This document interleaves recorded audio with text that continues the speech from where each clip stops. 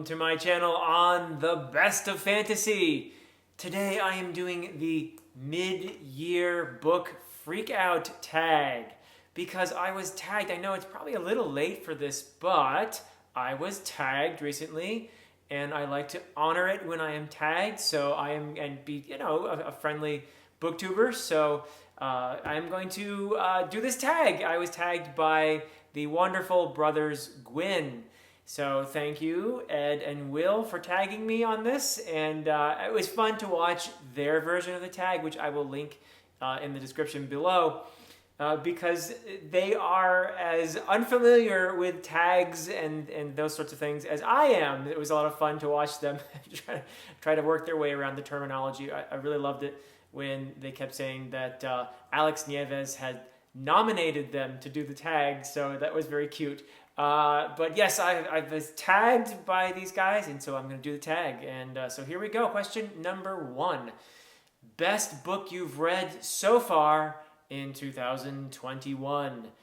Wow. Okay, so that's almost impossible for me to answer. I mean, I could just, I could say all the Malazan books. As you probably all know, I've been reading the Malazan series this year, and it's been just absolutely life-changing for me, so that would be the obvious answer. But I could go with, look, I haven't had any bad reads this year. It's been a really great year, honestly, for reads. So aside from the Malazan books, I've also really enjoyed, I would say, Piranesi by Susannah Clark, and I don't have a copy of that with me because I used the library copy, but it's a book I think I'm going to buy because I'm going to want to reread that one. And it was just a beautiful, gorgeous book, and I found myself just so transfixed and feeling a real sense of just kind of meditative peace while I was reading that. I really enjoyed that one a lot. So Piranesi, I would say. Let's see, number 2, best sequel you've read so far in 2021. And again, if I'm being completely honest, I'm going to go with a Malazan book.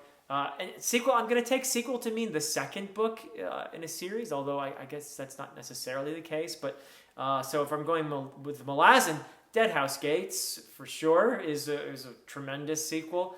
But I also really enjoyed The Liar's Key by Mark Lawrence. This is book 2 of the Red Queen's War trilogy. So this was a lot of fun. I love the relationship in here between the main characters, Jalin and Snorri. So this is a lot of fun. Mark Lawrence has a brilliant sense of humor. And I love his books, all the ones that I've read so far. So yeah, I'm going to go with that for my answer as well then. For best sequel so far in 2021. New release, this is number 3, question or prompt number 3. New release you haven't read yet, but want to. Well, this one I have to go with The God Is Not Willing, which has been released in some parts of the world, but not here yet. So this counts, I guess, because a lot of people I know around here have gone around the system and gone ahead and gotten The God Is Not Willing by Steven Erikson. This is a sequel trilogy to the Malazan book, The Fallen. So I'm very, very excited to be reading that. I'm holding off on it mainly because I want to finish my Malazan reread before I read The God Is Not Willing, but I am sorely tempted, believe me. So I'm counting that as my release that I haven't read yet, but really, really, really want to.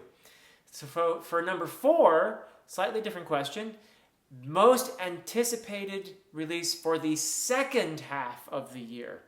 So I would have said The God Is Not Willing for that, but because it has been released in the first half of the year in some places, I get to say a different book. So I'm going to say Joe Abercrombie's The Wisdom of Crowds. I am actually really excited for that. I've just absolutely loved so far A Little Hatred and The Trouble with Peace, the first 2 books in the Age of Madness trilogy.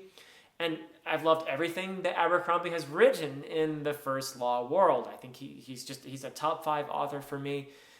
He is getting better and better, and I'm really excited to see if he sticks the landing with The Wisdom of Crowds to finish off this most recent trilogy in the First Law world, The Age of Madness. So I'm really excited for that. That's coming out in September.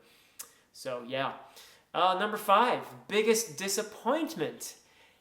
like I said before, this has been a really good year for me for reads, and maybe it's because of recommendations from fellow booktubers, but I haven't had anything where I've been really honestly that disappointed. I really haven't. But if I have to say something to answer this question, funny I just mentioned Joe Abercrombie, because I'm going to go with Sharp Ends, the short story collection in the First Law world, which I actually did love. I had a great time reading it. But for me, I would put this near the bottom of the books that I have read by Joe Abercrombie. So, but I loved it. I still would recommend it to anybody who loves the First Law world. For me, though, short stories are a different creature from novels, and they are actually in some ways harder to write really, really well. And Abercrombie is a brilliant author, and I think he would probably be an excellent short story writer because he's got the necessary skills, absolutely. Such as great psychological insights and a good sense of action and, able to do a lot with just a little bit of space. He's able to do all the things, but for me, the short stories just fell a little bit shorter than, I would say, the novels for the most part. So near the bottom of the First Law world for me, but still, I just had to put something in that slot. So I loved the book, really, I did. So yeah, anyway, so we'll go with that. And the next one is Biggest Surprise. I decided to answer this one with The Wastelands by Stephen King, which is, honestly, the Dark Tower series in general has surprised me so far. I read the first two books last year, and I read The Wastelands this year, and I love this series. It is just the quirkiest, strangest thing you can read, and I love it. And I'm also surprised at just how wonderfully insightful Stephen King is as a writer, as an observer of humanity. He's just brilliant. I mean, the characters in here are compelling. I'm a big fan. This is a top 10 series for me so far, and I'm really looking forward to finishing up The Dark Tower. So yeah, that's my biggest surprise so far, I guess. And each book surprises me in the series. Each book is different from the previous ones in some fundamental way. So that's another thing he keeps surprising me with in the Dark Tower series. Okay, so what's next? Favorite new author. This is number 7. Favorite new author. And this is either a debut author or an author who is new to me. And these are actually, so for me, this is going to be authors new to me. And one of them is definitely going to be John Gwynne. I have read The Faithful and the Fallen this year, started it in January, which begins with Malice. And I read The Shadow of the Gods, that is the first book of his new trilogy, the Bloodsworn trilogy. And I've started the other trilogy that he wrote in the Banished Lands, which is of Blood and Bone. So I read A Time of Dread so far. And I've really enjoyed Gwynne's writing. I've really enjoyed his books being just a fantastic blend of sort of classical fantasy and new, very modern feeling fantasy.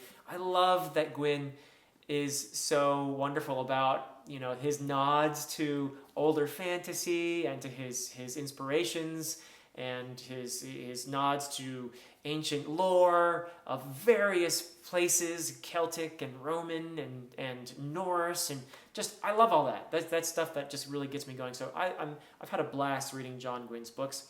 Also, another one I want to mention here that I've really enjoyed is Richard Nels, as a new author for me. Kings of Paradise. This is his debut novel. He's just a fantastic self-published author whose Kings of Paradise just blew me away. It's got some really fantastic characters, great writing. Highly recommend it. I haven't yet read the sequel to it, but the Ash and Sand trilogy is definitely something I hope to be finishing up. I'm definitely going to finish that trilogy at some point, hopefully this year. But yeah, Kings of Paradise, great read, and Richard Nell is definitely an author I would want to read whatever he's writing. So good stuff. Okay, so what's next here? Number 8. This is sort of absurd, but newest fictional crush. I'm too old to be having crushes at this point in my life, but okay, fine, I'll try to answer the question. I was reading very recently The Bone Hunters by Steven Erikson, and the character Samar Dev was a character that I really enjoyed. She is somebody I would absolutely love to have dinner with and conversation. Just a wonderful person. She's, I don't want to give any spoilers if you haven't read it, but she's just a fantastic character who is not afraid to speak her mind. She is brilliant, and I love that. So yeah, and she's just a very dynamic character that I had a blast. I actually had read this before, but I'm counting that as my newest fictional crush, I guess. When I was younger, probably I would have had a crush on Absalar, maybe. I don't know, from the Malazan series, and she's in here too. So, but yeah, I would say Samar Dev is my. If I gotta come up with something for that, then there it is. All right, books. Book that made me cry, and I have to answer in the plural here because there were a few actually, but most of them were by two authors. One is Stephen Erickson. Erickson made me cry. Let's see here. With Dead House Gates, I held that up before. That's the second book in the Malazan Book of the Fallen. He made me cry in Memories of Ice, and definitely made me cry in The Bone Hunters. He probably did it to me a couple others. Got a little teary at least. The other author who got me was John Gwynne, and especially in the Faithful and the Fallen, in Ruin and in Wrath, in the last two books of that 4-book series. John Gwynne got me a little teary-eyed at moments. So those are the two that made me cry, I would say. So yeah, book that made me happy. I read fantasy. Fantasy is not supposed to make you happy. So this was a tough one for me. Maybe I'm wrong about that, but most of the fantasy that I read anyway, you would not describe as happy books. But I will tell you one that made me laugh a lot, which is Jim Butcher's Grave Peril. This is the 3rd book in the Dresden Files, and I've been enjoying this series a lot. This series has been a lot of fun, a welcome break from the epic, big fantasy stuff that I typically read. I know that this series gets more epic as it goes along, but I've enjoyed Jim Butcher's sense of humor a lot, and Harry Dresden as well is just a fun character, and I do find myself chuckling quite a bit as I'm reading the Dresden Files, which so far I found vastly entertaining. So that's my answer for that. Also, I would say Piranesi was a book that made me feel in a different way happy, in a sort of contented way, perhaps. I would describe it like that. More, as I said before, calm and peaceful and meditative, I suppose. At least for after I finished it. It's an interesting effect that book had on me. But okay, number 12, most beautiful book you've bought so far this year or have received. And I have 2 answers for that one. One is Fool's Errand by Robin Hobb. And I'm assuming by beautiful we're talking about covers here. Is that what that prompt is about? I love and I think it's the UK edition here. Yeah, it has pounds on the back, so yeah. I don't know why it is, but I think that the UK editions of a lot of fantasy books are just nicer than the ones we get over here in the United States. I don't know why that is, but I definitely feel that way about the Robin Hobb books. That I love look at that. Isn't that nice? I mean, maybe I just like that old style writing. It looks like a manuscript, and like an illuminated manuscript with even the illustration is in that kind of style. So yeah, I also love Robin Hobb's books, and I consider them beautiful, whatever cover they have. I also want to say that this book is beautiful to me because it was given to me by one of my fellow booktubers, very thoughtful. Joanna, thank you so much for this. She's one of the, I think, sweetest persons you will ever find on BookTube. But that also makes this book beautiful to me, the fact that it was given to me by Joanna. So all those factors make this probably the most beautiful book I've received in 2021. I also do want to mention, though, this book is by a self-published author named Michael Jackson called Ringlander. And I'm going to be reviewing this one in September. But I just love the cover here. Now, this is an award-winning cover, and I think you can see why. It's pretty gorgeous. And just the colors, and I love the way that the young woman, I don't even know her name yet, but I love the way she's looking at the viewer. This is a really nice painting. So, yeah, so I just wanted to mention that as another beautiful book that I have received in 2021. One more prompt here. Let's see here. What books do you need to read by the end of the year? So, if you've been following along on the channel, you know that I have my big Malazan reread going on, and read because I am rereading the Malazan Book of the Fallen, and I am reading Novels of Malazan Empire by Ian Esselmont. So that's the big thing going on the channel, and that is something that I will be finishing this year, I think by November. Let's hope, if all goes according to plan. So that's a big deal for me. Also, I would like to finish the Dark Tower series. Like I said before, I've really enjoyed that so far, and I'd like to be able to get into that a little more regularly. But we'll see if time permits. I do have a lot of commitments and a lot of books that I want to try out as well before the end of the year. So, but Dark Tower would be nice to finish by the end of the year, so I can make room for some more big reads, such as more Robin Hobb, and I'm going to try out some David Gemmell, and I've got lots of stuff on the TBR.